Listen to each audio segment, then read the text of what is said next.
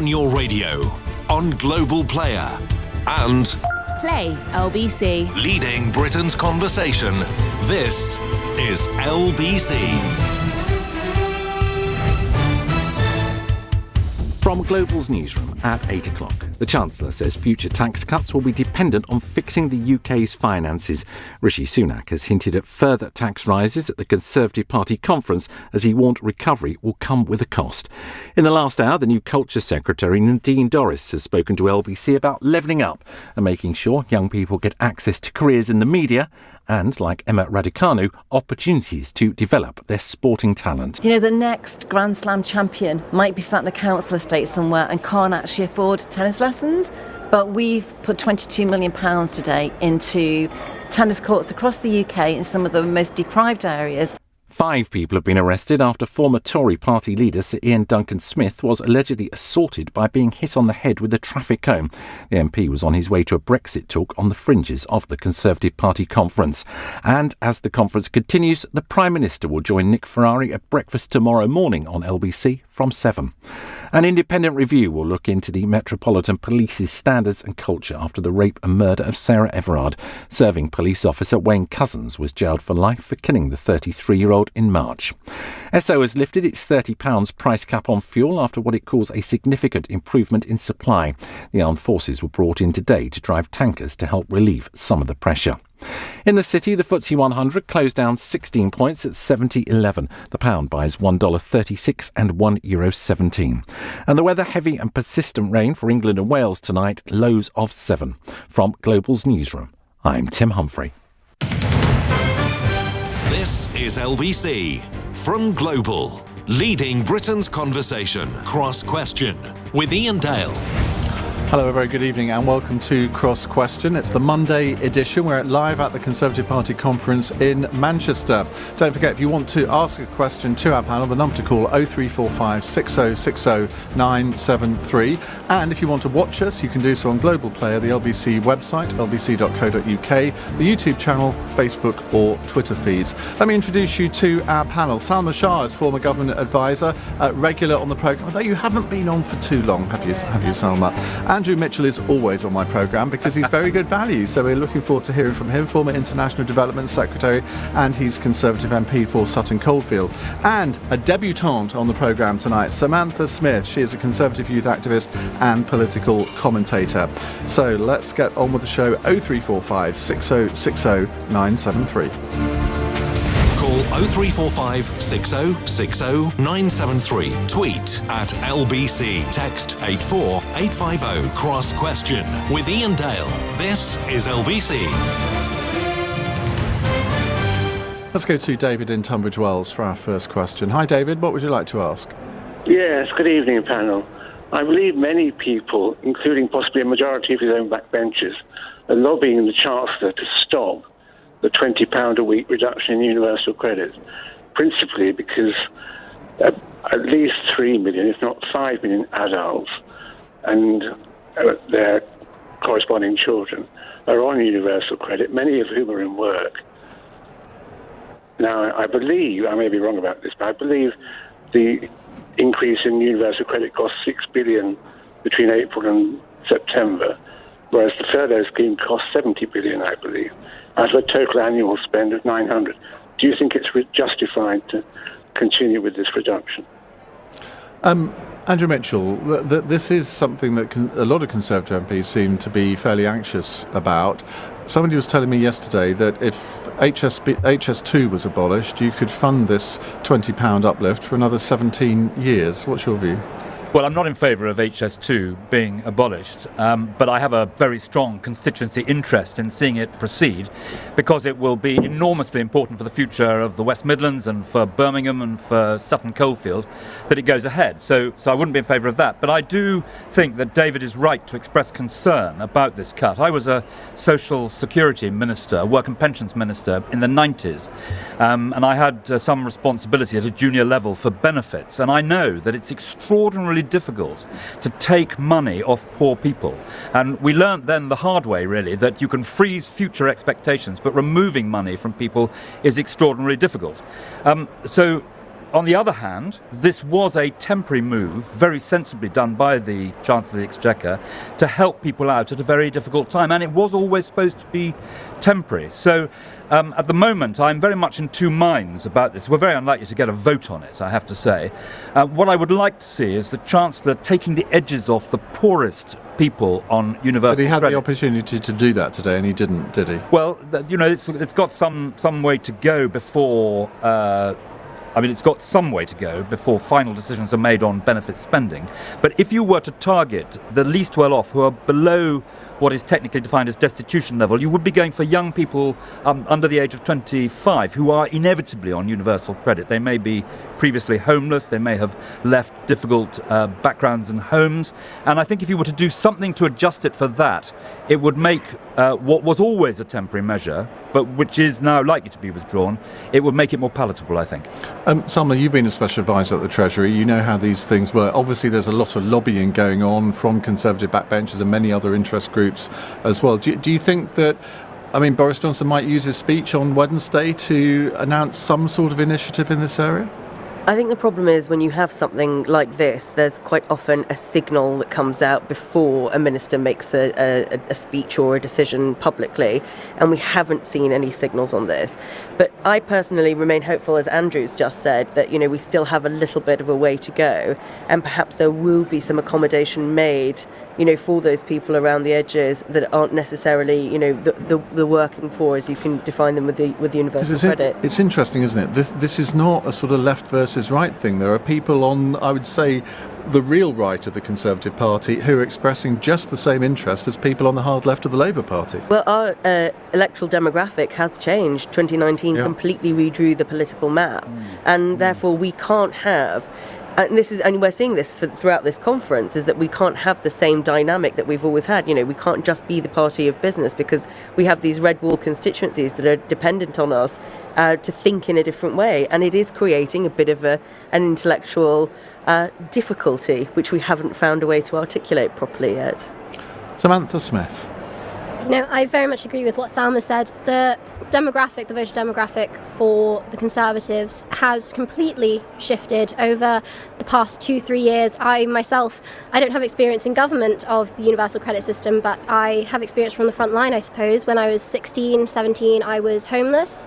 I was claiming universal credit in order to keep a roof over my head while working 3 jobs to support myself and to keep food on the table while I studied through my A-levels. And I know from first-hand experience just how difficult it can be to scrape by on universal credit. I worked 35 hours one week, and I was looking through my old pay stubs, and I earned £130 for those 35 hours. And that was obviously taken out of my universal credit because I was working. So I think that it's about making employment more palatable, as Andrew said, and more realistic for people, especially those who are younger, who are maybe inexperienced, who are unskilled, and through introducing alternative schemes rather than teaching people to rely on handouts from the government, teaching them the power of perseverance, the power of support, and the power of pulling yourself up by the bootstraps and making a living for yourself. Because I know that from my own experience, I was often told, why do you work? It would be much easier, and you would probably earn more if you weren't working and if you were just claiming universal credit. But I think that's a really interesting point. And Andrew, this is a discussion that's been going on in the Tory party, well, in society in general, for decades. And universal credit was supposed to make this better. And it has, in a sense, that because I think before it was like 90% of anything that you earned would be deducted from your wages. It's now 63%, or 63p in the pound. That still seems to be incredibly unfair in me. It's that there is a disincentive to work more. Well, you're quite right about the debate that's been going on. And of course, the Treasury took back money from universal credit when Iain Duncan Smith set it up, and the £20 has put back some of the stuff that Iain wanted to see in it to make it better. But I think that Sam is absolutely right, and that she gave her own example, which I think is very helpful, because the people at the bottom who were in her position are the ones who are going to suffer, I think, most from this cut. But it was a temporary measure, and you don't want to say to the government, when you come in to make a temporary measure to help people out at a particularly difficult time, that you can't do that sort of stuff because, of course, it will be kept as permanent I afterwards. suppose, Selma, the argument against that would be that, well, when it was brought in, no one knew that inflation would have, rocketed, but gone up, and it's going to go up further. No one knew that the fuel crisis would happen, or the energy costs would be increasing so much. So you can see, if they wanted to justify a U-turn, it's actually quite easy to do. Yes, and also I think structurally they're talking about, the Kickstarter scheme. We heard from the Chancellor today that they're expanding these jobs plans. But ultimately, structurally, the economy has to benefit that rhetoric. So if you want to say, and Sam, you're quite right, you shouldn't disincentivise people from working, but they have to have the economic structure where those good jobs are available for them to move off universal credit. And it's not true that all those jobs are available everywhere all of the time where they're needed. And I think that this is, well, in my head, this is what levelling up is supposed to be about. So you can't take people's universal credit away knowing, as you rightly point out, that prices are going up, inflation's going up, while still waiting sort of, maybe in 2 or 3 years' time to have those jobs that you are hoping these people on universal credit will go into. Sam, something that you said there, I wanted to ask you about the demographic of this conference, which, Andrew and I have been going to conferences since the 1980s, and this is a very, very different demographic here. I would say even 5 years ago that the biggest demographic would have been above 55s. The biggest demographic here is 20 to 40, isn't it? But there's a disadvantage here because 90% of the 20 to 30-year-olds seem to be male. You are the exception. Yes, I mean, it's fantastic the amount of progress that the party has made in opening doors for more young people, more people from diverse backgrounds, whether that's ethnic minorities or working class backgrounds, to identify with conservatism and to see a path in which conservatism can work for them. But we are still faced with a deep-rooted problem where the government and the policies that are being put in place don't seem to work for the majority. As Salma was saying, we cannot simply take away one thing without providing another alternative. I know with regards to having appropriate jobs out there, it's very difficult for a young person or someone who's unskilled without the financial or educational background to be able to succeed, to find jobs that will pay enough to make a living without relying on the welfare net. I think that as long as we don't have the policies in place to support those diverse backgrounds, we are still going to see an issue in the Conservative Party where it only caters to one certain demographic. Andrew Mitchell, this is so different from a 1980s conference, isn't it? Yes, it is. And, I think that the challenge for the Conservative Party is this. Boris has brilliantly added on this DNA from the Red Wall seats with the challenges that both Salma and Sam have identified. The trick for the Conservative Party is to keep that coalition that David Cameron put together, which meant that in 2015, the Conservative Party, for the first time for 23 years, got a parliamentary majority. And that means keeping the internationalists and the people who care deeply about development in the Conservative coalition and not sending them off to either a newly formed Labour Party or the Liberal Democrats. Keeping that coalition is the challenge for the Conservative Party, and there are quite a lot of hazards in doing that. Now, you've got a new book out at the moment. It's published, is it next week, I think, isn't it? It is, but there are some copies at the conference in advance. And I looked in the index of this book to see if I got a mention, and I get 6 mentions. I think you have rewritten history slightly in 1 or 2 of them, but to my advantage, so I'm going to leave it there. Thank you. Well, we authors must stick together. Yeah. And what's the book called? The book is called Beyond a Fringe, Tales from a Reformed Establishment Lackey. And it's not a politician's advice on utopia or self-justification or this is how you create the perfect world. It's really designed to make you laugh. And there's some serious stuff on international development and some stuff from when you and I were first involved in politics. But primarily, I'm hoping to amuse and entertain people if they buy my book. And I said to someone today, if it doesn't make you laugh, I'll give you your money back. Oh, that's a very dangerous thing to do.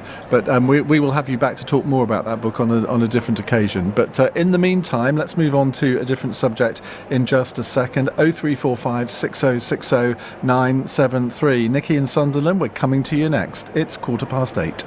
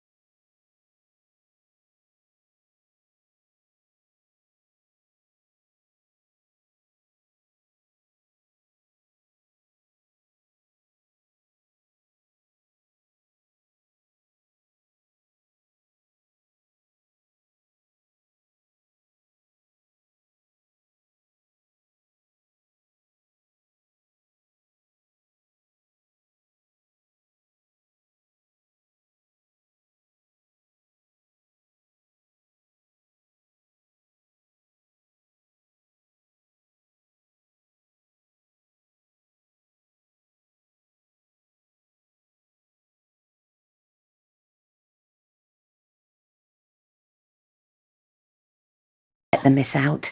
Cross Question with Iain Dale on LBC. It's 8:20 on LBC. With me in Manchester, Andrew Mitchell, Salma Shah, former government advisor, and Sam Smith, Conservative youth activist and political commentator. Right, our next question comes from Nikki in Sunderland. And Andrew, you've got a connection to Sunderland, haven't you? I have. I was the parliamentary candidate for the Conservatives in 1983, before the other members of this panel were born.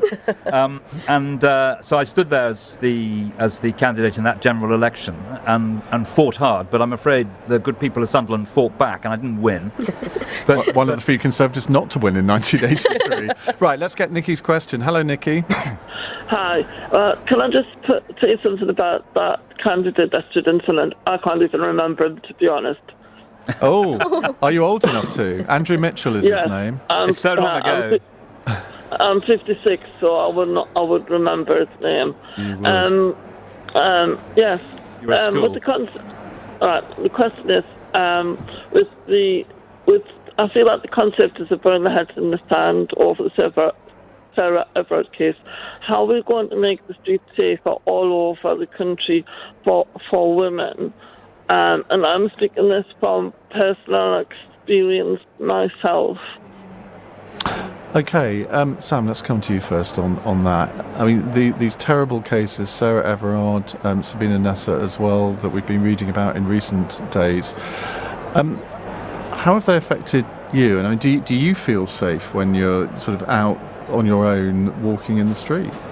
You know, Nikki, I can absolutely sympathise with the fear that clearly comes over in your question. I know that personally, walking alone at night, even in a small village, it can be absolutely terrifying. You have your keys in between your knuckles, you have your safety alarm, you have your phone with 999 dialed in just in case. You're constantly texting friends saying, here's my live location, this is where I am. And that's because although the media... Do you seriously do all of those things? Genuinely.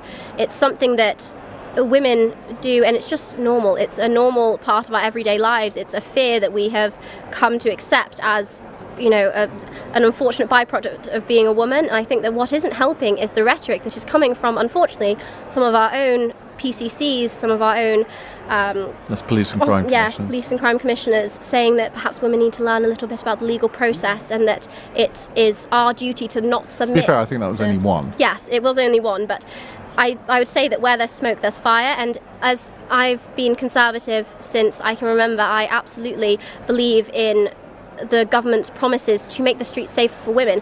But as long as we have these toxic influences within our own ranks, how can we claim to be the party of justice? How can we claim to be the party of safer streets? And as a young woman myself, I want to see real action to tackle this so that we don't have another Sarah Everard, we don't have another Sabina Nessa.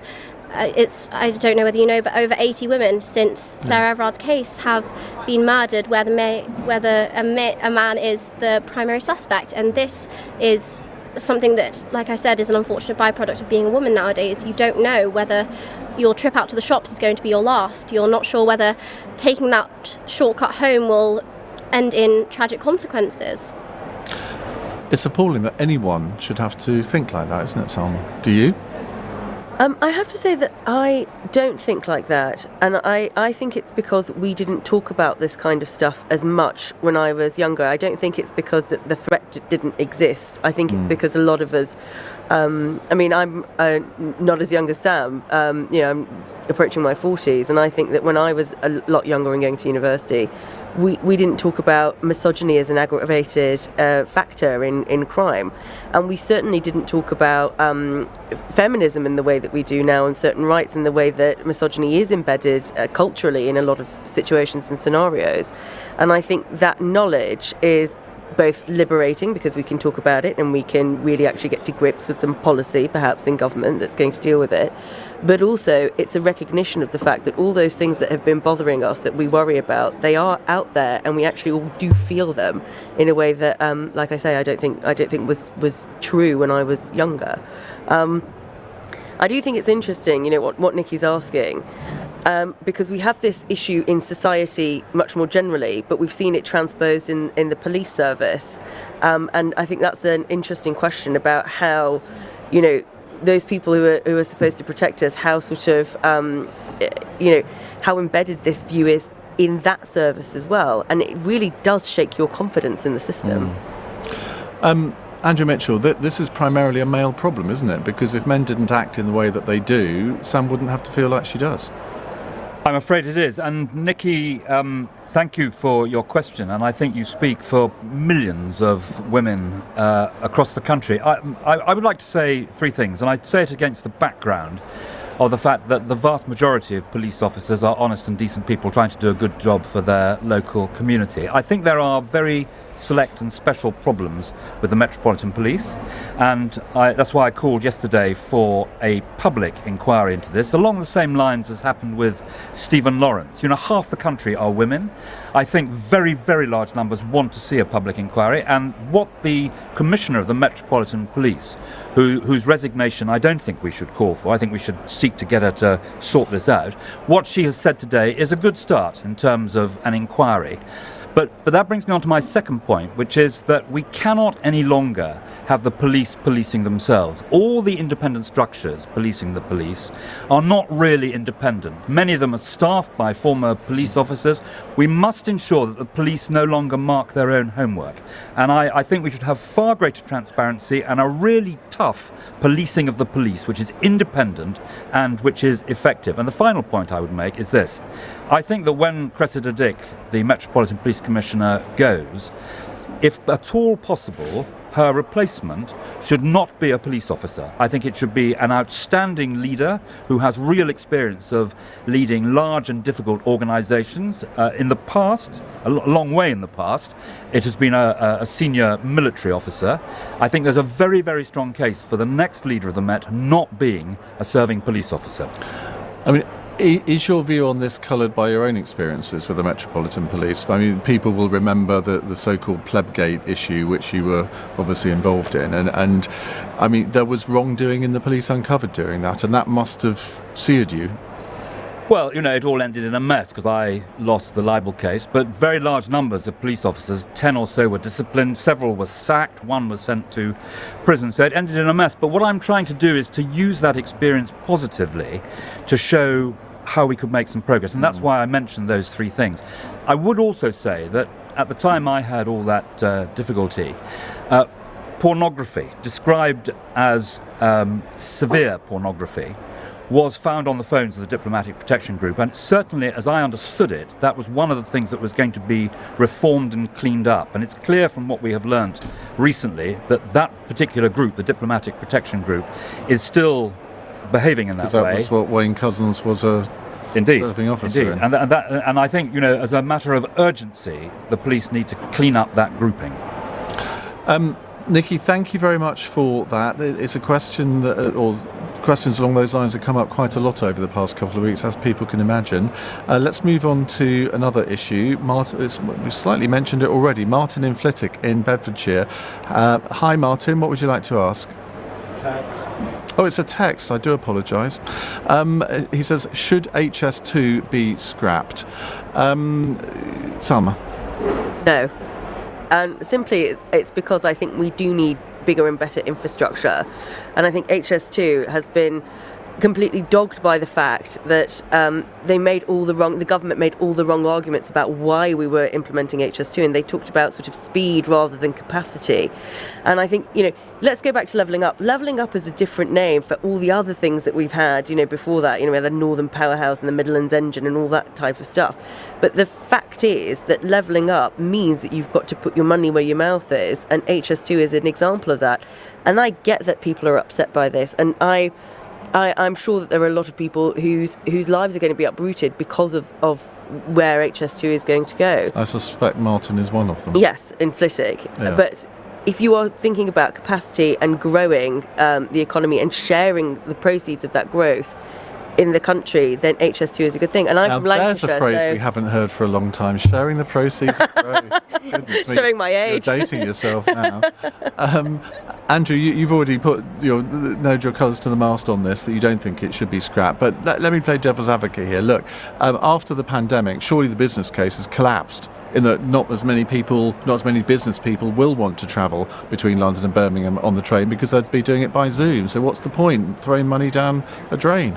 Well, I don't think that is the case, but I certainly think that should be addressed in all the dynamics that are behind HS2. I mean, Salma put her finger on an absolutely critical point. It was sold originally as about speed.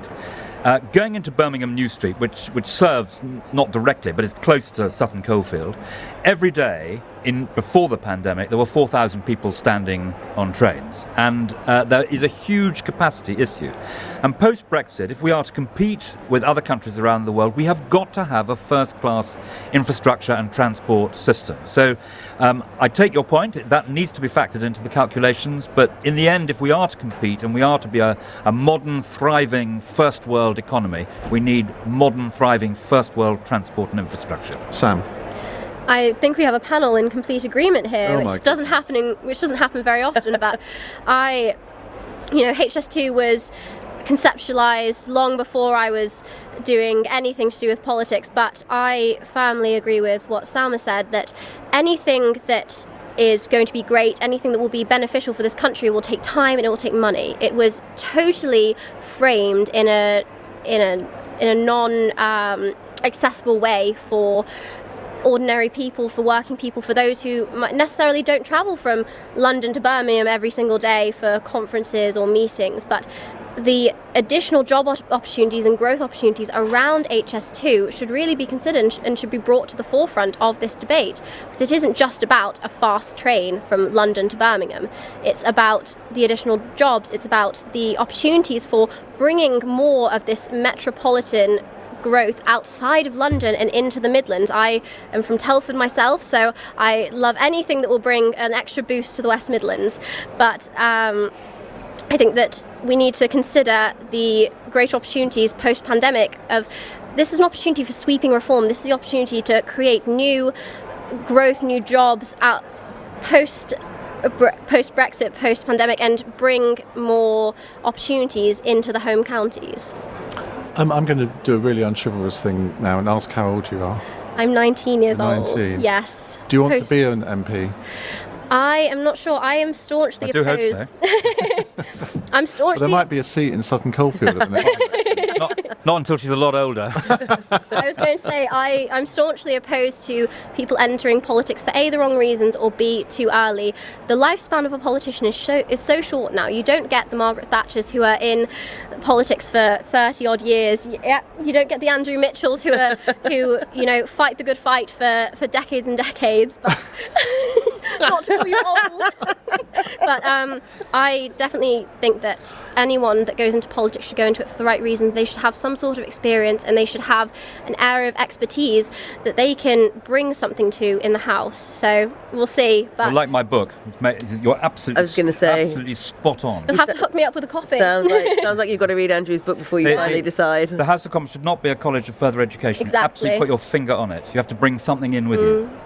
Well, someone's just texted, this, Sam, is the best guest you've had on Cross Question in your entire series. No disrespect to our other two. Shining endorsement. Well, indeed. Hopefully it won't be my last time either. Well, I'm sure it won't. Listen, we are going to lose Salma now because I think she's got a sort of subsequent engagement or something. But, I do, sadly. You do. Thank you very much indeed for joining us. She's going to be replaced by Philip Blond, who is the director of a leading right-of-centre think tank, Respublica. So we will see you again very soon, Salma. You were about to leave, weren't you? But somebody sat you down. Let's get the news headlines before we take another question on Cross Question. It's 8:32. Here's Tim Humphrey. The Chancellor has stressed the need to fix public finances as he hints at further tax rises. Speaking at the Conservative Party conference, Rishi Sunak said recovery from the pandemic comes with a cost. An independent review is going to be carried out into the Metropolitan Police following the murder of Sarah Everard. The Commissioner says it will look into Scotland Yard's culture after a former serving officer was jailed for the crime last week. Thousands of WhatsApp, Instagram and Facebook users have reported issues with the social media platforms. Facebook, which owns them, has apologised and says it's working to fix the problems as soon as possible. The weather, heavy and persistent rain for England and Wales tonight, lows of 7.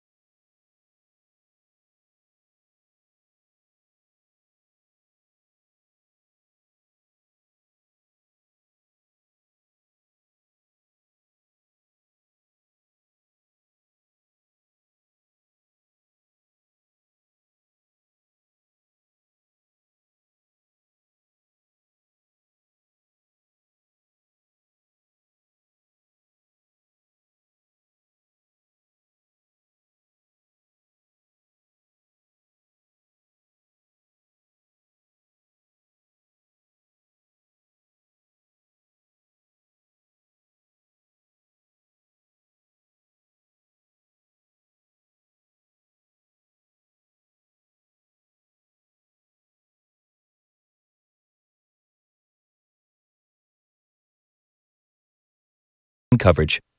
Leading Britain's conversation. Cross Question with Iain Dale. Tweet at LBC. 8:36. Let me reintroduce my panel to you, or slightly introduce, because Philip Blonder's joined us. He's director of the Respublica think tank, and you've got a new report out this week. Yes, we have. It's the first report of our Lifetime Education Commission, and we basically argue that the government's approach on skills is right, but we have to universalise it. That what we need is a offer for every citizen over the age of 18 to do the skills or reskilling or new skilling that they need. And given rapid technological change, given how far behind some people are and how burnt they are by education, we've got to give everybody the loan entitlement and the ability to study whatever will advance them in whatever field. And I think that could really revolutionise life for the majority of people in this country. Well, you never know, we might have a question on it later in the hour. Andrew Mitchell is here, Sam Smith is here, Conservative youth activist and political commentator. Right, David is in Bermondsey. David, what's your question, please? Hi. Good evening, thanks for having me on. I just wanted to ask, how are we going to reach our net zero targets when we're cancelling current initiatives like the Green Homes Initiative? Philip, let's start with you. Well, I think that what we at least have in this country is the ambition, and we also have a massive resource of renewables, and especially wind. There are advantages to being an island, and we have to continue with developing the type of technology that could deliver that. And that, crucially, is, I think, intermediate nuclear, but long term, it's kind of a battery storage at grid level, because without that, intermittent renewables still risk intermittency. And if we can solve grid level battery storage, which theoretically we can, then we can actually run an entirely carbon-free energy system, which at the very least is the beginning. And I think that's where innovation needs to be directed at. The worrying thing, though, I read, is even if we do get to net zero, that won't be enough to stop global warming. That what we actually had to have, I was reading a paper yesterday, is actually geoengineering on quite a large scale to rapidly What does that mean? That means apparently seeding sulfates in the air. Apparently that only that will... Yeah. Goes straight over my head. It makes the atmosphere whiter. So a serious scientist, he's at MIT, says that unless we do that, even getting to net zero won't stop global warming, which is a worrying thought I had when I read the paper. Sam. I know. Well, we recently saw the success of the G7 summit. We are welcoming COP26 very, very soon. I think that the global cooperation is there and the ambition is there, but like Philip said, we need to look for sustainable solutions that will bring us forward into the future. I am not an expert on green initiatives, on the Green New Deal by any means, but I do believe that there is a case to be made for sustainable business, for incentivising net zero contributions and for incentivising green alternatives within the economy, within the business, within manufacturing and production, and making these accessible and realistic for many businesses. You can't expect a small production company in Sutton Coldfield to necessarily She's making a pitch already, see. No, she's rightly talking up one of the greatest royal towns in the country. Here we go. And a leading location in the West Midlands. Absolutely. But back to the question, why is the government removing the Green Homes grant? Doesn't it send the wrong signal, Andrew? Well, David, there's good news and there's bad news on this. I mean, the good news is that Britain is doing pretty well on meeting its targets. I mean, the target is only 1%, or slightly less, actually, of the total world need in that respect. But Britain is a leader, and what we need is energy and technology to take the strain, and we need market-based solutions, as Sam has said. So that's the good news. And the other part of the good news is that we have the COP coming up, which is going to cast a magnifying glass on what every country is doing, and in particular, because it's based in Britain, it will be on what Britain is doing. And I think that is going to show two things. First of all, it's going to test British leadership, which, since we've slashed our development spending, has sent a lot of bad signals around the world in terms of that British leadership, which coming up to the COP is, in my view, won't surprise you to hear me say, Iain, a big mistake. But the COP26 will show people of Sam's generation whether or not Britain and the world is serious in tackling this. And you know, all the evidence is out there. If we don't make these decisions now, then we are bequeathing the next generation with a terrible legacy. David, let me come back to you. Just answer your own question. Why do you think the government's removed the Green Homes grant? They would say it's because the system wasn't working, I suppose. It was. I'm a building surveyor and I was actively encouraging people to do it. And people were actually putting it further up their list of to-dos in their homes because it wasn't just the financial burden on them. They saw it as a partnership with the government to put right the leakiest houses in Europe. So why is the government doing it? I don't know. I think it's empty rhetoric. We're never going to hit these lofty goals if we don't take the small steps. Insulation is a good one. New boilers, new double glazing. These are the basics we need to do before thinking about transforming our entire national grid. We were doing it this year up until March 31st. There was money on the table for houses to do it, and it was taken away with no replacement, and we've got COP26 coming. And Andrew was quite right, the removal of the international development budget was a stain on the whole of the UK. Don't get him started on that, David. Needs to be changed. But it is. I agree. Gosh, you have brilliant questioners on your programme. We do, every day. David, thank you very much indeed. Let's go to another brilliant questioner, I hope. It's Norman in Dartford. Hello, Norman. Hello, Iain. Hi. What I'd like to ask, should the police stay away from the Insulate Britain protesters and let the public deal with it, as they did on Wandsworth Bridge today? Should the police stay away from the Insulate Britain protesters and let the public deal with them, as they apparently did on Wandsworth Bridge? Sam? I think it's interesting that the Met Police are perfectly happy to police certain protests but not others.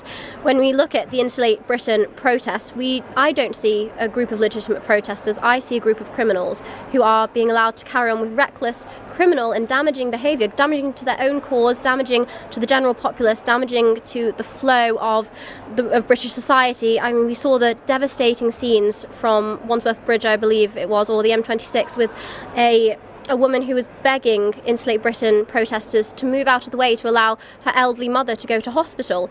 This is not the aim of climate protesters. This is not a true climate protest. This is a thinly veiled excuse for anarchy. And I applaud those civilians who stepped in, who took matters into their own hands where the police once again have failed, and moved the protesters out of the way. It's perfectly defensible to suggest that those who were moving protesters out, preventing them from committing crimes, should be... It's technically assault, though. Is it not technically... I mean, given that you're, I think, studying law, I mean, that if you lay... Believe me, I know from previous experiences, which we don't need to go into tonight, but if you lay your hands on someone, you don't have to be violent, you just have to lay your hands on someone and try and move them, and that technically, under the law, is assault. But isn't it also technically able to be protected if someone is preventing another crime from being committed? If these protesters have been sat in the road for hours and hours, disrupting the flow of traffic, potentially putting themselves and others at risk, would it not be a legitimate defence to suggest that these civilians who are simply trying to get on with their days... Well, you try that one out in a court of law, let's see if it works. Andrew? Well, first and foremost, the answer is no. It is a matter for the police to handle these things, and the police must enforce the law without fear or favour in an absolutely impartial and open and transparent way. So that would be my answer to the question. But in terms of the protests, it is completely counterproductive for the cause which they are trying to support, because it just alienates the public and annoys and irritates the public and puts back the cause which they believe in. So on every basis, they shouldn't do it, and if they do it, the police should move in and assert the law of the land. Philip? Yeah, I mean, I'm in agreement with my fellow panellists. I'm like Andrew, completely puzzled as to what the ideology behind these protesters are. If they want public support, they don't stop people going to hospital. I mean, it's bizarre. I don't really understand the ideology that lies behind it. But again, I'm struck by how inept our current policing is. It's like they lack ideological direction, they lack clear principle, and they don't seem to be able to act properly. And it's just very odd, and it speaks, I think, to some sort of genuine crisis that really, again, I find relatively inexplicable. OK, Norman, thank you very much for that. 0345 6060 973. More from Andrew Mitchell, Philip Blond and Samantha Smith in just a few moments. It's 8:46. This is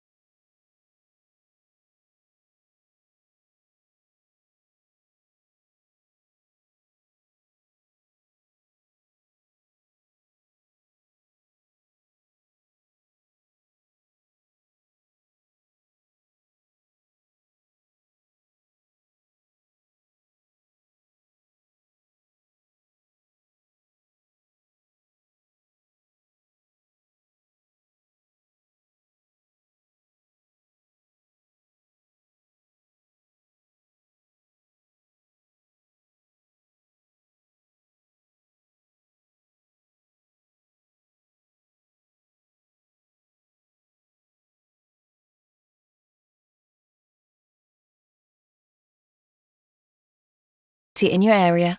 Cross Question with Iain Dale on LBC. Text 84850. Andrew Mitchell, Samantha Smith and Philip Blond still with us. Alex in Watford has a question. Hi, Alex. Good evening, panel.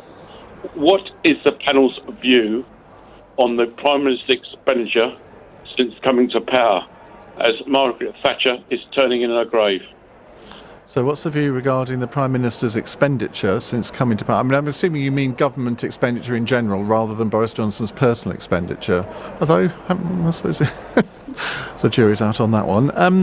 Andrew, you served as an MP when Margaret Thatcher was in power. Obviously, we are in very, very different circumstances. Do you think the Conservative Party has sort of recognised that things are very different now, or is this still going to be a sort of like Thatcherite wet versus dry argument on public expenditure again?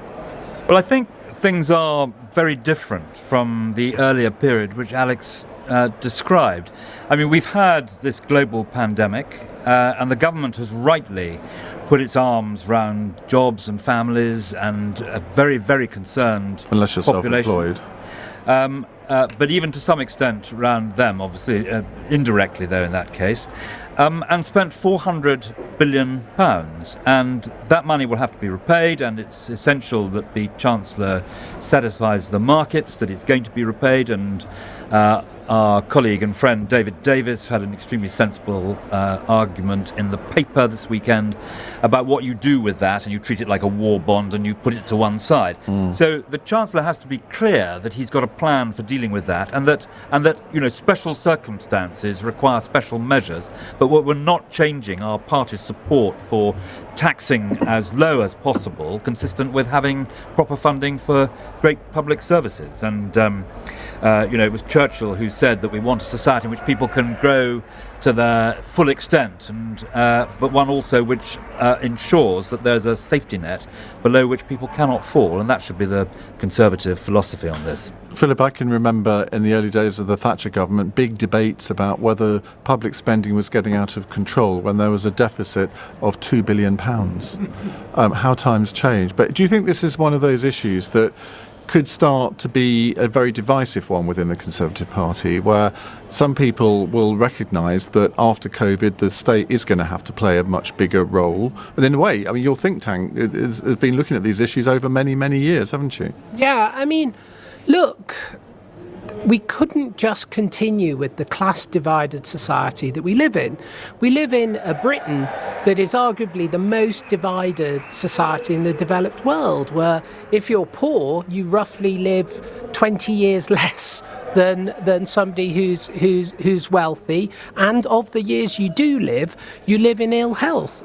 Unless we address the persistent grinding penalty of class, which is really the largest penalty in this country by miles, far more than race, far more than gender, it's class. Now, what's interesting, the great shift is the Conservative Party is now the party of the working class, which I've long argued for. So it's got to speak to those people. It's got to... But just on that, because some people, when they hear you say that, they will issue a hollow laugh. But if you look at the statistics from the last election, 47% of so-called working class voters voted Conservative, 32% voted Labour. So that's what the claim is based on. Yeah, and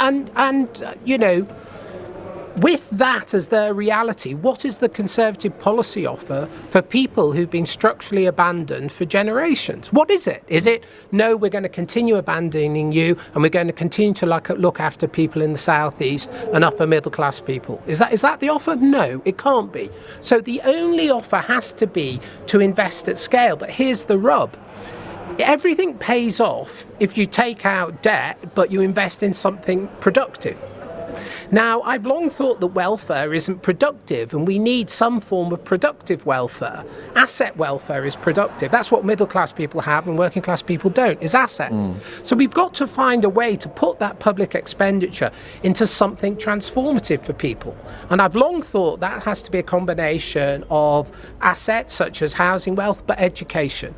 And unless we can invest in them at scale, everything's going to stay the same. And that Tory majority will evaporate. So I welcome the fact that for the first time we have a realisation that we've got to serve the working class people of this country. Labour's dominated by a metropolitan elite that is into the cul-de-sac of sexual identity politics. So this is the great transformative moment for Boris Johnson. Can he become the Disraeli of the 21st century? Can he actually tackle the two nations that we have in this country? And if he can, then that will be something for which the debt that we currently have is worth having. That would be quite ironic, wouldn't it, if he ended up being Disraeli rather than Churchill? Yes. Sam? I agree with Philip that now is a transformative moment in this government. We haven't really had the chance to see what the stuff they're made of is. With the pandemic, they've almost been just trying to help us survive, help every sector survive in the best way possible. And it would be foolish to think that anyone doesn't understand the behemoth task that the government was faced with during the pandemic.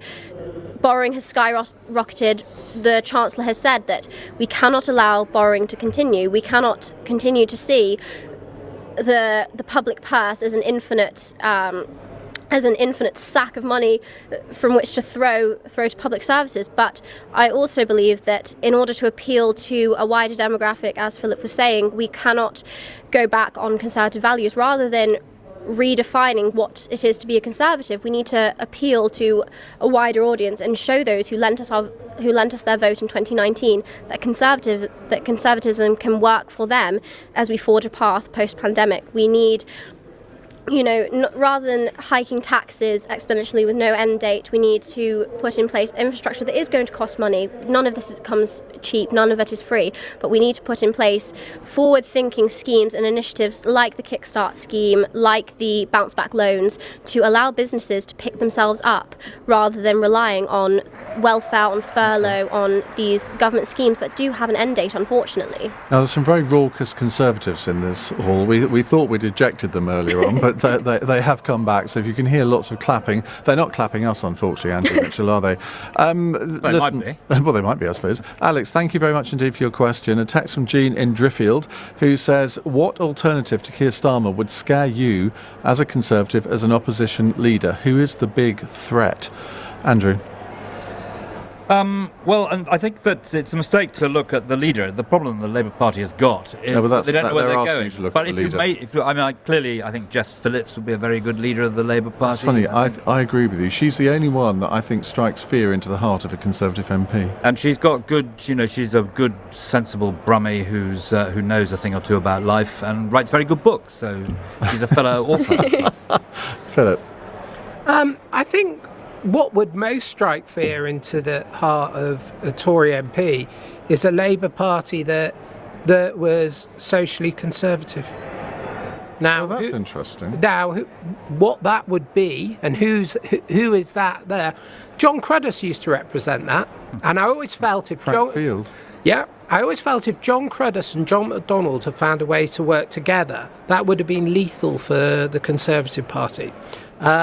Because I long argued that the country needs to move left in terms of left economically, right socially, in terms of the mix where people were. Too many people were economically marginalised, and too many people had their lives and their families being broken up and made insecure.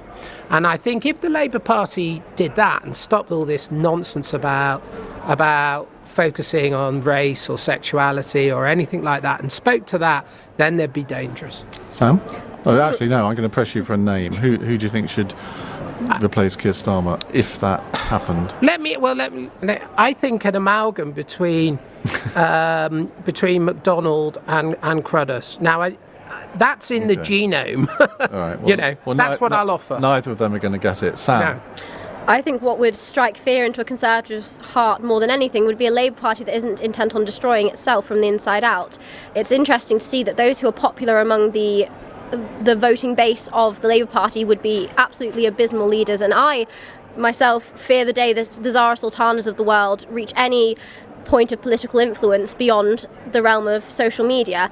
But I think that Jess Phillips would be a sensible alternative for leadership, since Keir Starmer has seemingly not been supported by either factions of his own party since the very beginning. Can I just add something? Apparently at the Labour Party conference there was a discussion in the hall about whether or not they should have for the next Labour leader an all-women shortlist. And a voice at the back said, "Nah, but Jeremy will still win." I suspect not. Right, final text. Gladys in Northampton. There's been chaos after Facebook, WhatsApp and Instagram have suffered an outage today.